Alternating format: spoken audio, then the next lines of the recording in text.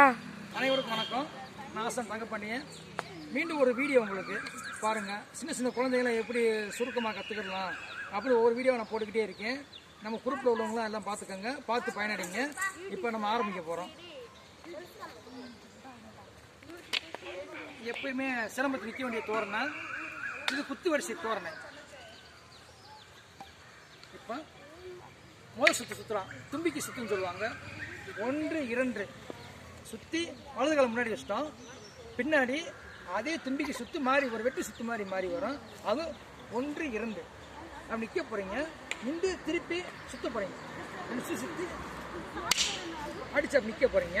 நின்றுட்டு திருப்பி பின்னாடி கொடுத்துடுறீங்க. கம்பை பின்னாடி கொடுத்துட்டு 1 அப்படி உடம்பு திருப்புறீங்க.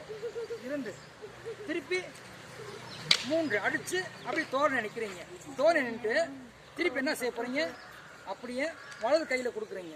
கொடுத்து உடல் அப்படி திருப்புறீங்க. தோரணை கொடுத்துட்டு இந்த கம்பை அப்படியே மேலே நிமித்தி வலது கை கீழே இறக்கி அப்படி ஒரு தோரணை கொடுத்து முடித்த பின்னாடி இந்த காலை அப்படியே 1 2 3 பாகமாக ஆட்டுறீங்க. இங்கேருந்து 1 2 3 பாக அப்படி வச்சுறீங்க. வச்ச உடனே வலது கை மேலே போயிடணும், இடது கை இங்கே வந்துடணும். அப்படி ஒரு தோரணை கொடுத்த பின்னாடி மீண்டும் ஒரு தோரணை, சுருக்கமான தோரணை. இடது கை அப்படியே மேலே கொண்டு போனீங்க, வலது கை கீழே கொண்டு வந்துடுறீங்க.